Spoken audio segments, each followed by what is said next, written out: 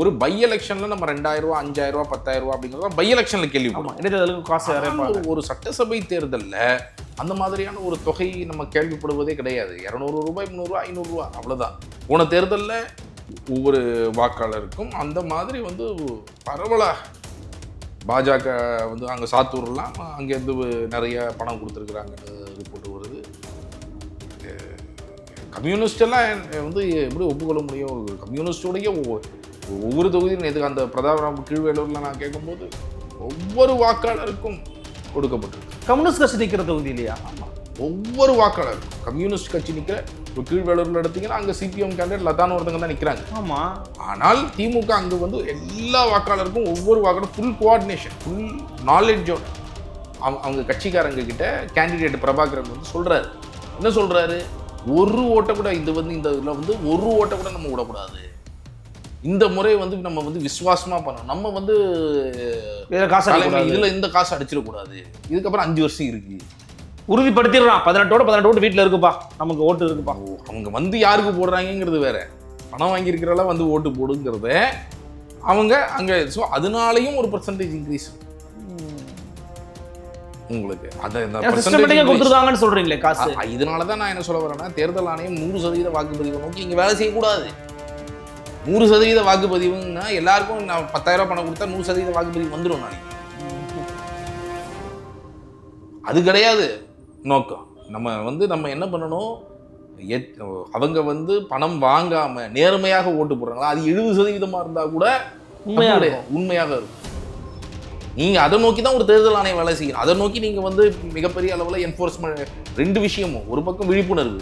இன்றைக்கி வந்து எங்கேயாவது நீங்கள் டிவிலேயோ இதுலேயோ ஒரு மிகப்பெரிய அளவில் ஆடு கொடுத்து செலிபிரிட்டியை பேச வச்சு ஓட்டுக்கு பணம் கொடுக்கக்கூடாது வாங்கக்கூடாதுன்னு ஏன் பேச வைக்கணும்? ஆனால் ஓட்டு போடுங்கன்னு சொல்கிறாங்க. ஓட்டு போடுங்கன்னு சொல்கிறீங்கல்ல. ஆமாம், செலிபிரிட்டி எல்லாம் வந்து பேசுகிறாங்க. எங்கேயா பணம் கொடுக்குறது வாங்குறது சட்டப்படி குற்றம். எவ்வளோ கிராமத்துக்கு நான் போகும்போது, இதெல்லாம் கஷ்டப்பட்டு நீ சென்னையில் இதெல்லாம் வந்து பிரச்சாரம் பண்ணுறீங்க, இதுக்கு பதில் நீங்கள் ஓட்டுக்கு பணம் கொடுக்குறது வாங்குறது சட்டப்படி தப்புன்னு ஒரு சட்டத்தை பாஸ் பண்ண வேண்டியதானு கேட்குறேன். ஒரு சட்டம் கேட்டுருக்க வேண்டியதானே? அந்த சட்டம் இருக்குங்க ஆல்ரெடி. அப்போ இதை யார் கொண்டு போவா? யாருடைய வேலை அது? எனக்கு தெரிஞ்சு இந்த இண்டிபெண்டன்ட் கேண்டிடேட்ஸு நாம் தமிழர் கொடுக்கலங்கிறது தான் அக்ராஸில் வந்து டிவிக்கே பல இடங்களில் கொடுக்குற முதல் வாட்டி வந்து இது பண்ணுறாங்க. இப்போ இதுதான் வந்து நமக்கு வந்து வந்திருக்கிற ஃபீல்டுலேருந்து இப்போ நீங்கள் பார்த்தீங்க அப்படின்னு சொன்னால் இவ்வளோதான் இதான் வருது.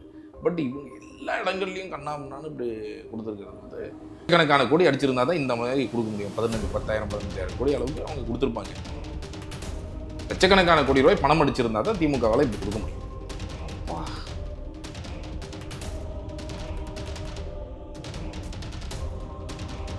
நிம்மதி ப்ராப்பர்ட்டி மேனேஜ்மெண்ட். கான்டாக்ட் 7667008999. நலம் தரும் நல்லார் சித்த மருத்துவமனை.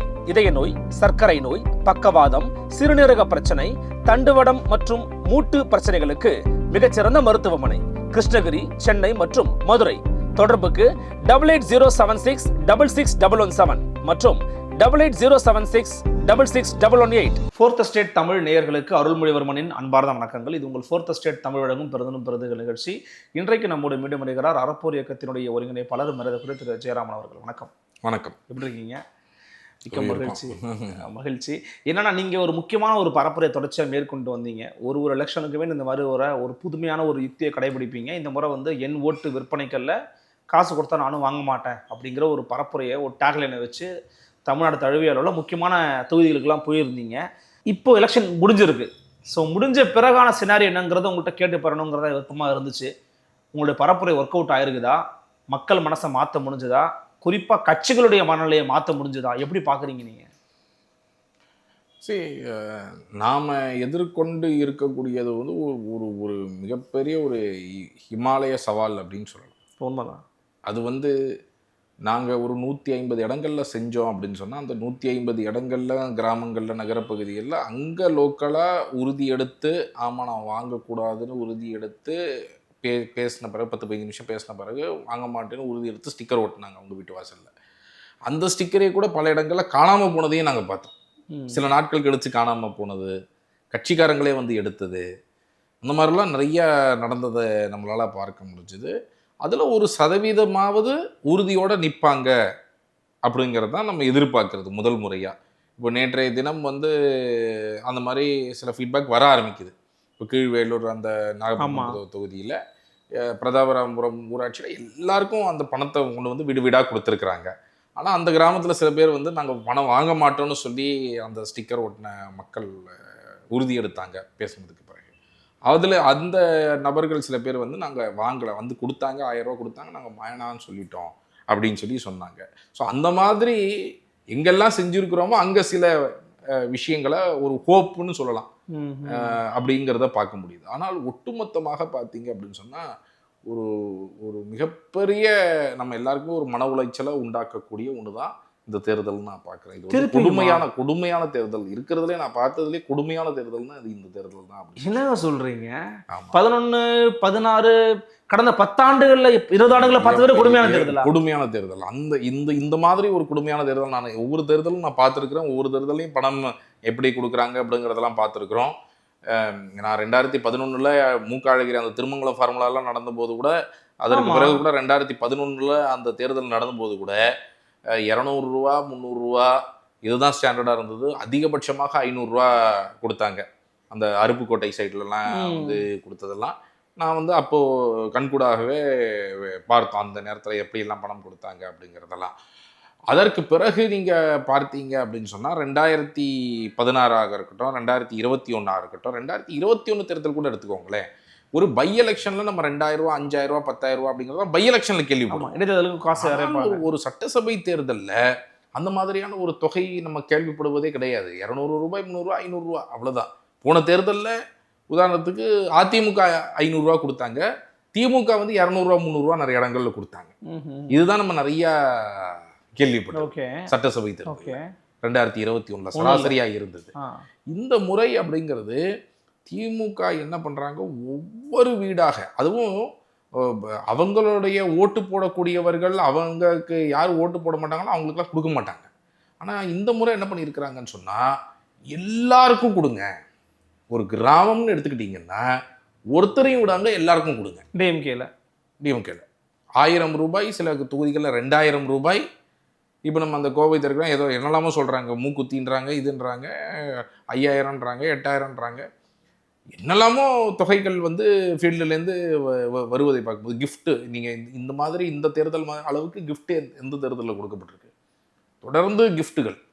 மாடல் கோட் ஆஃப் கான்டக்ட் வருவதற்கு முன்பு கிஃப்ட் கொடுத்தாங்க பார்த்தீங்க அப்படின்னு சொன்னால்.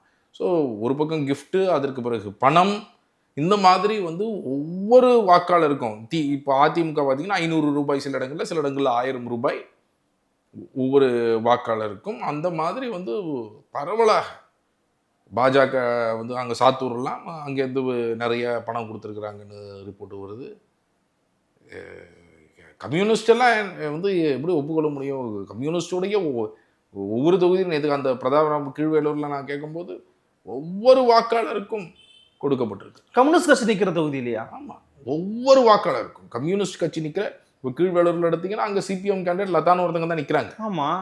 ஆனால் திமுக அங்கே வந்து எல்லா வாக்காளருக்கும் ஒவ்வொரு வாக்காளரும் ஃபுல் கோஆர்டினேஷன், ஃபுல் நாலேஜோட சிபிஐஎம் இருக்கக்கூடிய இடத்துல அங்கே இருக்கிற லோக்கல் கம்யூனிஸ்ட் பர்சன் கிட்ட வந்து பேச சொன்னேன். அங்கே பேசி அவங்க கொடுக்கக்கூடிய ஃபீட்பேக் வந்து எனக்கு இன்னும் அதிர்ச்சியாக.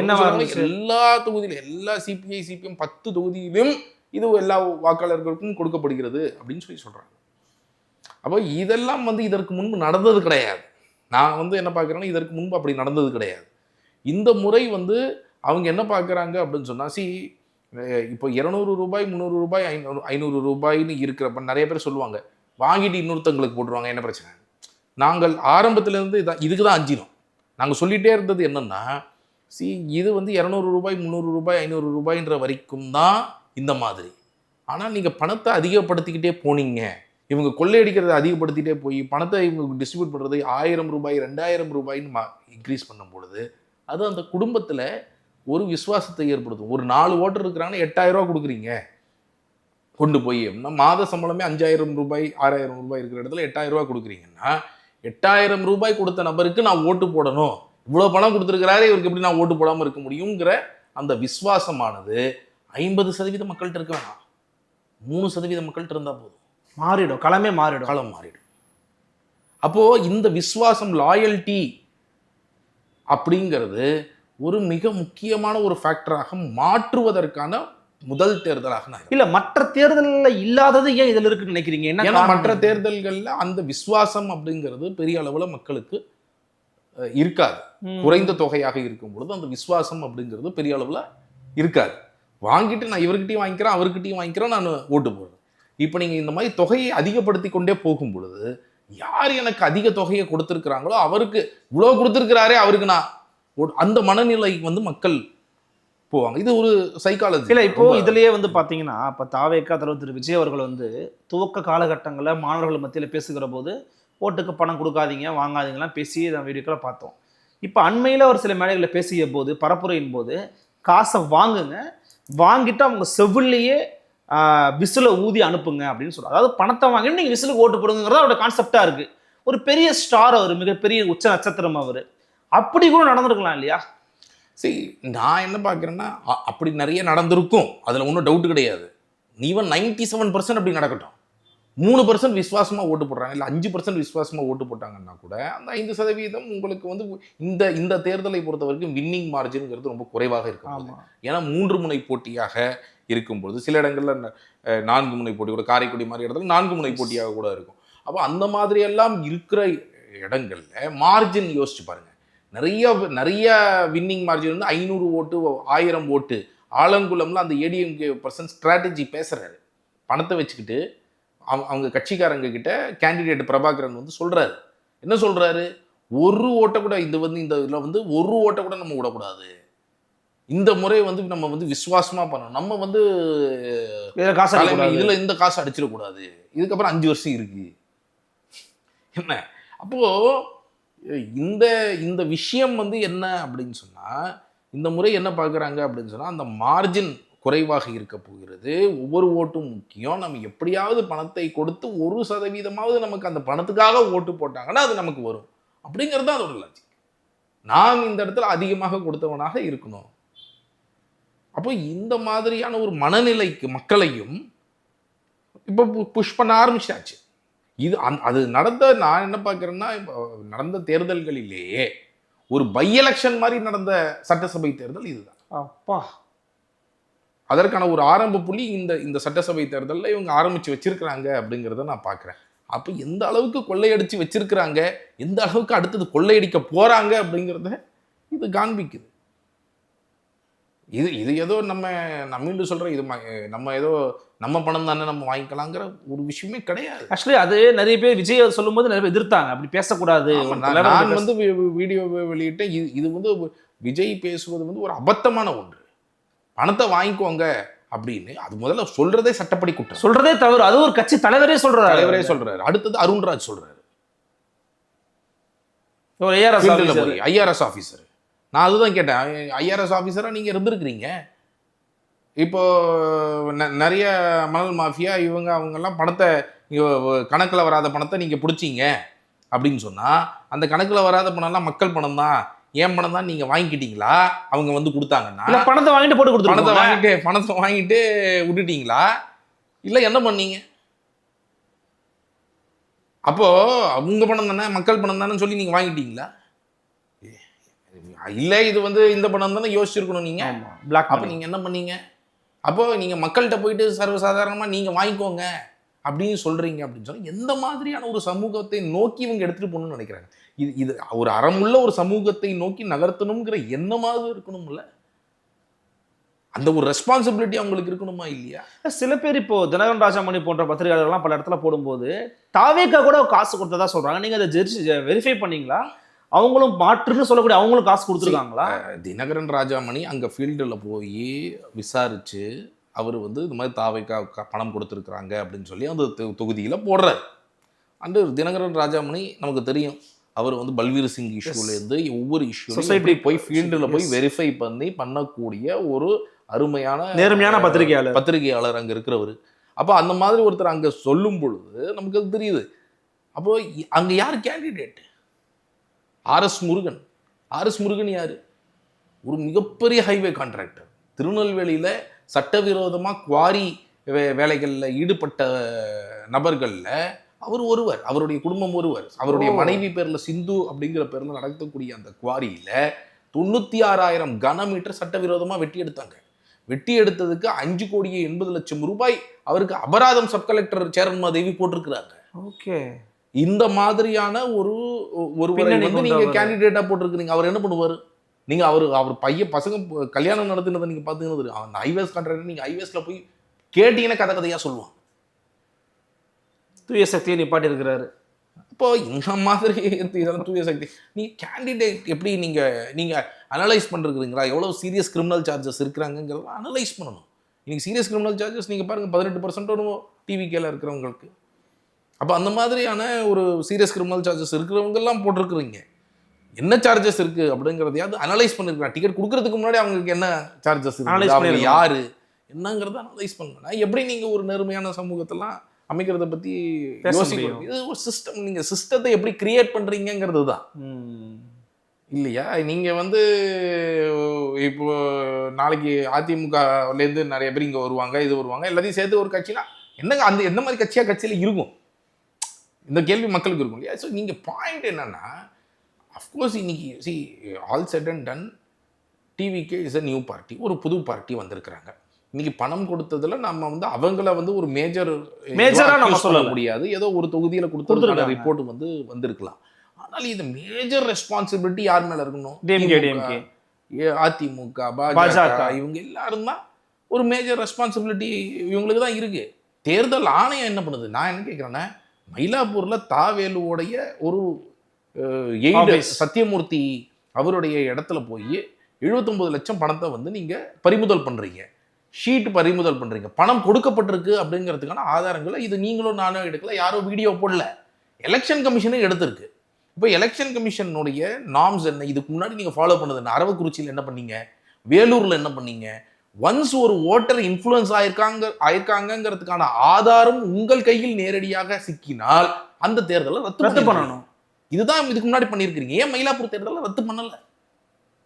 ஏன் ரத்து பண்ணல? அப்போ தேர்தல் ஆணையம் ஒரு வாக்காளர்களை வந்து இன்ஃப்ளூயன்ஸ் செய்யப்பட்டிருக்கிறார்கள் என்று தெரிந்தும் ரத்து செய்யவில்லை என்றால் அதற்கு பின்பு ஏதோ ஒரு அரசியல் இருக்குங்கதான் நம்ம பார்க்க வேண்டியதா இருக்கு. ஒருவேளை அங்க பாஜக வேட்பாளர் வின் பண்ணுவாங்கன்னு உங்களுக்கு ஏதாவது ரிப்போர்ட் இருக்கா? அதனால நீங்க ரத்து பண்ணாம இருக்கிறீங்களா?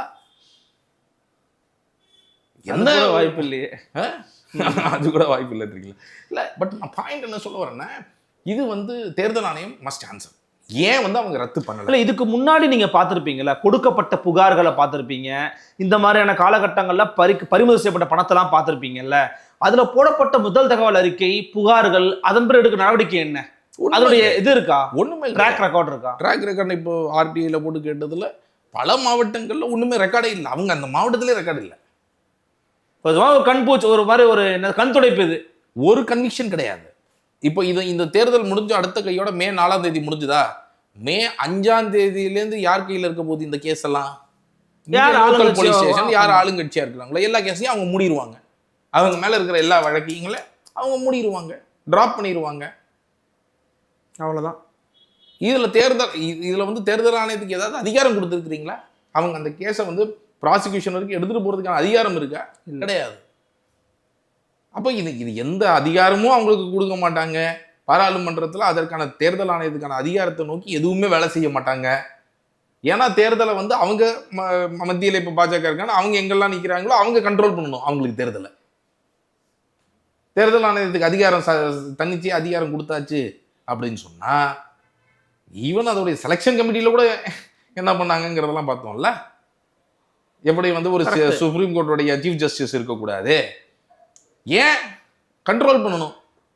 பொலிட்டிக்கலாக கண்ட்ரோல் பண்ணணும்.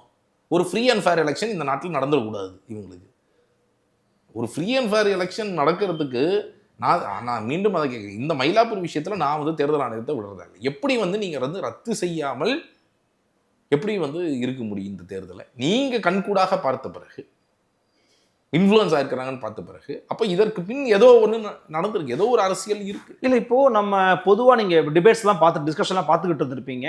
85% கிட்ட வந்து போல் ஆயிருக்குது நமக்கு தமிழ்நாட்டில்.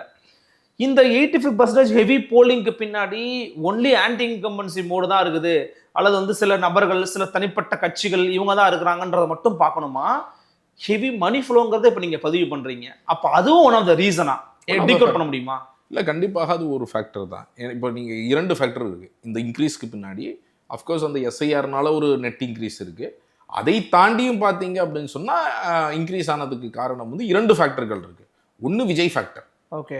இன்னொரு ஃபேக்டர் வந்து நீங்கள் பார்த்தீங்க அப்படின்னு சொன்னால் வாக்காளர்களுக்கு இந்த மாதிரி சிஸ்டமேட்டிக்காக எல்லா வாக்காளர்களுக்கும் ஓட்டு. இப்போ நீங்கள் 1000 ரூபா ஒருத்தருக்கு ஓட்டுக்கு பணம் கொடுத்துட்டீங்கன்னா அவர் வீட்டை விட்டு வெளியே வந்து ஓட்டு போட அந்த அங்கே இருக்கக்கூடிய திமுக ஆட்களோ இல்லை அதிமுக ஆட்களோ இன்ஷூர் பண்ணுவாங்க. பணம் வாங்கிட்டுலாம் வந்து ஓட்டு போடு உறுதிப்படுத்திடுறான். 18 ஓட்டு வீட்டில் இருக்குப்பா, நமக்கு ஓட்டு இருக்குப்பா. அவங்க வந்து யாருக்கு போடுறாங்கிறது வேற, பணம் வாங்கியிருக்கிறவெல்லாம் வந்து ஓட்டு போடுங்கிறத அவங்க அங்கே. ஸோ அதனாலையும் ஒரு பர்சன்டேஜ் இன்க்ரீஸ் இருக்கு உங்களுக்கு. கொடுத்துருக்காங்கன்னு சொல்றீங்களே காசு. இதனால தான் நான் என்ன சொல்ல வரேன்னா, தேர்தல் ஆணையம் 100% வாக்குப்பதிவை நோக்கி நீங்கள் வேலை செய்யக்கூடாது. 100% வாக்குப்பதிவுன்னா எல்லாருக்கும் நான் 10,000 ரூபாய் பணம் கொடுத்தா 100% வாக்குப்பதிவு வந்துடும் நாளைக்கு. அது கிடையாது நோக்கம். நம்ம என்ன பண்ணணும், அவங்க வந்து பணம் வாங்காம நேர்மையாக ஓட்டு போடுறாங்களா, அது 70% இருந்தா கூட உண்மையாக இருக்கும். நீங்க அதை நோக்கி தான் ஒரு தேர்தல் ஆணையம் வேலை செய்யணும். அதை நோக்கி நீங்க வந்து மிகப்பெரிய அளவில் என்ஃபோர்ஸ்மெண்ட். 2 விஷயமும், ஒரு பக்கம் விழிப்புணர்வு. இன்னைக்கு வந்து எங்கேயாவது நீங்க டிவிலையோ இதுலையோ ஒரு மிகப்பெரிய அளவில் ஆடு கொடுத்து செலிபிரிட்டியை பேச வச்சு ஓட்டுக்கு பணம் கொடுக்கூடாது வாங்கக்கூடாதுன்னு ஏன் பேச வைக்கல? ஆனா ஓட்டு போடுங்கன்னு சொல்றாங்கல்ல. ஓட்டு போடுங்கன்னு சொல்றீங்கல்ல. ஆமா, செலிபிரிட்டி எல்லாம் வச்சு பேசுறாங்க. எங்கேயா பணம் கொடுக்கறது வாங்குறது சட்டப்படி குற்றம். எவ்வளவு கிராமத்துக்கு நான் போகும்போது, இதெல்லாம் கஷ்டப்பட்டு நீ சென்னையில இதெல்லாம் வந்து பிரச்சாரம் பண்றீங்க, இதுக்கு பதில் நீங்க ஓட்டுக்கு பணம் கொடுக்குறது வாங்குறது சட்டப்படி தப்புன்னு ஒரு சட்டத்தை பாஸ் பண்ண வேண்டியதானு கேட்கறேன். ஒரு சட்டம் கேட்டுருக்க வேண்டியதானே? அந்த சட்டம் இருக்குங்க ஆல்ரெடி. அப்ப இதை யார் கொண்டு போவா? யாருடைய வேலை அது? தேர்தல் ஆணையம் தானே இதை மிகப்பெரிய அளவில் பண்ணணும். 2வது என்ஃபோர்ஸ்மெண்ட். நீங்கள் ரோட்டில் நின்று கார் டிக்கே துறங்க இதை துறங்கன்னு மெயின் ரோட்டில் வந்து இது பண்ணுறது, இந்த மாதிரி ஒரு மோசமான வழி நான் பார்த்தது கிடையாது. வெறும் மெயின் ரோட்டில் உள்ளுக்குள்ளே உட்காந்து எங்கே பணம் கொடுக்குறாங்க? ஒவ்வொரு கிராமத்துலையும் ஒவ்வொரு நகர பகுதியிலையும் எங்களை வீடு வீடாக கொடுத்துட்டு இருக்கிறாங்க. அதான் சொல்கிறாங்க நேற்றுக்கு அந்த இதில் ஒவ்வொரு இடத்துலையும் ஓப்பனாக கொடுத்துருக்குறாங்க. ஓப்பனாக அந்த அளவுக்கு பணத்தை கொண்டு போய் கொடுத்துருக்குறாங்க. அப்போ இவ்வளோ ஓப்பனாக நடந்திருக்கக்கூடிய ஒரு விஷயத்த இப்போ நான் இங்கே கூட கிண்டியில் அம்பேத்கர் நகர்னா அங்கே போகும் ஜிபே நம்பர்லாம் வாங்கிட்டு போகிறாங்க ஒவ்வொரு வீடா. அதாவது டெக்னிக்கலாவே தெரிட்டுங்கிறாங்க, பண்ணிட்டு போவோன்றாங்க. சார் மாட்டினா என்ன பிரச்சனை? மாட்டினா அடுத்தது இப்போ அவங்க ஆட்சி வருது, எல்லா கேஸும் முடியாச்சு, அவ்வளோதானே. மாட்டினா ஏதாவது ஆக போதா?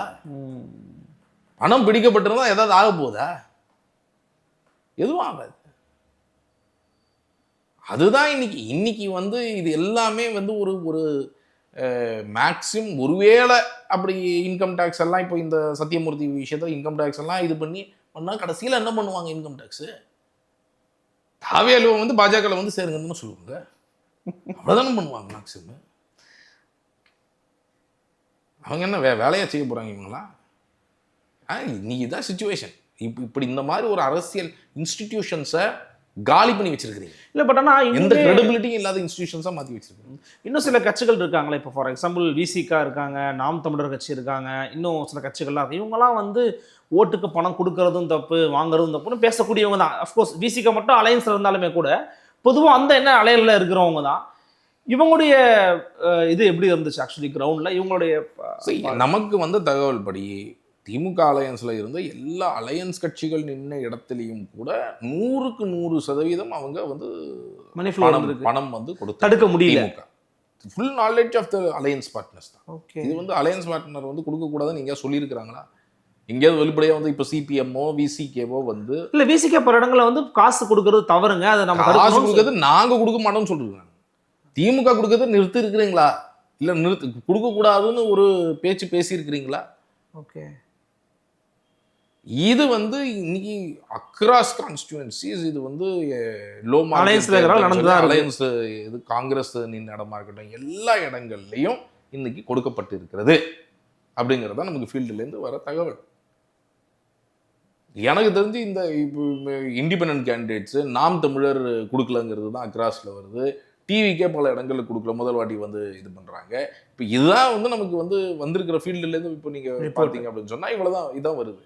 பட் இவங்க எல்லா இடங்கள்லையும் கண்ணாமண்ணான்னு இப்படி கொடுத்துருக்கிறது வந்து அதெல்லாம் என்ன சொல்ல முடியாது. அதாவது இது வந்து எந்த விதமான மக்களுக்கு வந்து சுயமரியாதைன்னு ஒண்ணே இருக்கக்கூடாதுன்னு நினைக்கிறாரு ஸ்டாலின் தான். நான் பார்க்கிறேன். நான் இது வந்து ஸ்டாலின் யார் அதிகமா கொடுத்துருப்பாங்கன்ற ஒரு வேவ் தெரியுது உங்களுக்கு? இல்ல இது டிஎம்கே மேக்ஸிமம் கொடுத்துருக்காங்க. இது வந்து ஒன்றும் இதுவே ஆளுங்கட்சி பவர்ல இருக்கு. கண்ணாமண்ணான்னு பணம் அடிச்சிருக்கிறாங்க போல. லட்சக்கணக்கான கோடி அடிச்சிருந்தா தான் இந்த மாதிரி கொடுக்க முடியும். 10,000-15,000 கோடி அளவுக்கு அவங்க கொடுத்துருப்பாங்க. லட்சக்கணக்கான கோடி ரூபாய் பணம் அடிச்சிருந்தா தான் திமுகவால் இப்படி கொடுக்க முடியும். அப்பா, நான் வந்து இது வந்து இன்னைக்கு குவாரியிலேருந்து ஒவ்வொரு இடங்கள்லேருந்து இப்போ இந்த குவாரியில் ரெகுலரைசேஷன் மட்டுமே 20,000 கோடி ரூபாய் அரசுக்கு நஷ்டம் ஏற்படுத்துகிறாங்க அளவுக்கு ஒரு ஜீவோலாம் கொண்டு வராங்கன்னா அப்போ அதில் கட்சிக்கு ஒரு மிகப்பெரிய ஆதாயம் இல்லாமல் பண்ண மாட்டாங்க. இந்த மாதிரி விஷயங்கள்லாம் அந்த சிறுன்ற அவர் தான் டிரான்ஸ்போர்ட் செக்ரட்டரி. நேற்றுக்கு என்னத்தை பஸ் விட்டார் அவர்? எவ்வளோ மக்கள் வந்து கிளாம்பாக்கத்தில் அவர் வந்து இந்த ரெகுலரைசேஷனில் 20,000 கோடி ரூபாயை அரசாங்கத்துக்கு வராமல் அரசியல் கட்சிகளுக்கு போகிறதுக்கான வழியெல்லாம் ஏற்படுத்தி இவ்வளோ மூளையை கசக்கி பண்ணக்கூடிய ஒரு ஆள் அதில் ஒரு 5% எஃபர்ட்டை இதில் போட்டிருந்தாருன்னா நான் பஸ் ஏறி போயிருக்கேன். இந்த மாதிரி ஐஏஎஸ் அதிகாரிகள்லாம் விஷயம் என்ன பண்ண முடியும்? ரொம்ப இன்றைய சுச்சுவேஷன் வந்து இவ்வளவு ஒரு மோசமான ஒரு நிலைமையில தான் இருக்கிறோம். நமக்கு அடுத்த 5 வருஷம் ஒரு மிகப்பெரிய போராட்டமாக தான் கட்டாயமா இருக்க போகுது. என்ன நெக்ஸ்ட் பண்ண போகுது அறப்போர் இயக்கம்? இதை மேற்கொண்டு எப்படி இதை கொண்டு போக போறீங்க? உங்க பரப்புரை எப்படி இருக்க போகுது? இதுக்கப்புறமா உங்களுடைய சட்ட ரீதியான அணுகுமுறை எப்படி இருக்க போகுது? இது வந்து நம்ம வந்து மேலும் மேலும் தேர்தல் சீர்திருத்தத்தை நோக்கி நம்ம நிறைய வேலை செய்ய வேண்டிய அவசியம் இருக்குங்கிறது காட்டுது. நம்ம ஜனநாயகம்ங்கிறது ஒரு அம்பேத்கர் சொன்ன மாதிரி ஒரு top dressing on Indian soil, அவ்வளோதான். ஒரு மேலோட்டமாக இருக்கக்கூடிய ஒன்றாகத்தான் இன்னைக்கு இருக்கு. ஒரு ஓட்டு உரிமை, அது ஒரு விலை மதிப்பு இல்லாத ஒன்று அப்படிங்கிற விஷயங்களை கொண்டு போய் சேர்க்க வேண்டிய அரசியல் கட்சிகள் எல்லாம் வந்து மக்களை சுயமரியாதை இல்லாத ஒரு ஒரு ஒரு அடிமை கூட்டமாக, இல்லை நான் தூக்கி போடுறேன் சாப்பிடு அப்படிங்கிற ஒரு பிச்சைக்கார கூட்டமாக அவர்களை பார்க்கக்கூடிய அளவில் அவங்க இருக்கிறாங்க. அவங்க அப்படிதான் பார்க்குறாங்க. இந்த பிரதான அரசியல் கட்சிகள் மக்களை ஒரு பிச்சைக்கார கூட்டமாக அப்படி வைக்க வேண்டும் என்ற எண்ணத்தோடு இயங்கி அப்படிதான் செயல்படுறாங்க அப்படிங்கிறத நான் பார்க்குறேன். ஒரு சுயமரியாதை மிக்க மக்களாக இவர்களை மாற்ற வேண்டும்ங்கிற எண்ணம் துளி கூட இவர்களுக்கு இருப்பதாக தெரியலை.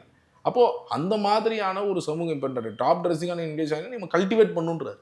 கான்ஸ்டியூஷனல் மொராலிட்டியை நம்ம கல்டிவேட் பண்ணணும். ஜனநாயகத்தை நம்ம வந்து மக்கள் மத்தியில் எடுத்துட்டு போகணும். அப்போ இது வந்து பல்வேறு மக்கள் நம்ம வந்து இன்னைக்கு வந்து ஒரு பிரச்சாரம் வந்து ஒரு சிறிய அளவில் ஆரம்பிச்சிருந்தாலும் இது தொடர்ந்து செய்ய வேண்டிய, மக்களோட உரையாடுவது, மக்களோட எம்பவர் பண்றது, இதை நம்ம தொடர்ந்து செய்ய வேண்டிய அவசியம் இருக்கு. நம்ம வந்து இதை வந்து எதுவுமே நம்ம மாறாது அப்படின்னு நம்ம சும்மா போகக்கூடாது. இதை மாற்ற முடியும் என்றால் மக்களால் மட்டும்தான் முடியும். மக்களால் மட்டும்தான் இந்த மாற்றங்களை கொண்டு வர முடியும். மக்கள் மட்டும்தான் ஒரு நேர்மையான சமூகம் அமைய வேண்டும் நினைக்கக்கூடிய ஒவ்வொருவருக்கும் உங்களுடைய கடமை இன்னும் அதிகமாகுது. ஓட்டு போடுறதோட உங்களோட ஜனநாயக கடமை முடியல, அதுதான் ஆரம்பம். நேற்றுக்கு ஓட்டு போட்டுருக்கிறீங்களா, அடுத்தது இன்னிலேருந்து அடுத்த 5 வருஷத்துக்கு நீங்க என்ன பண்ண போறீங்க அந்த ஜனநாயகத்தை வந்து சரியா வேலை செய்ய வைக்க அப்படிங்கிறது நம்ம ஒவ்வொருத்தர் கையில தான் இருக்கு. ரொம்ப தெளிவாக சொன்னீங்க. அஃப்கோர்ஸ் அறப்போர் இயக்கம் தொடர்ச்சியாக வந்து இந்த ஓட்டுக்கு பணம் வாங்கக்கூடாது, என் நோட்டு விற்பனைக்கு அல்ல அப்படிங்கிற பரப்புரையை தொடர்ச்சியாக வந்து மேற்கொண்டு வரீங்க. உங்களுடைய முக்கியமான களப்பணிக்கு எங்களுடைய ஊடக சம்பவம் வாழ்த்து தெரிவிச்சுக்கொள்ள மிக்க நன்றி. நன்றி. நன்றி. சந்திக்கலாம். வணக்கம்.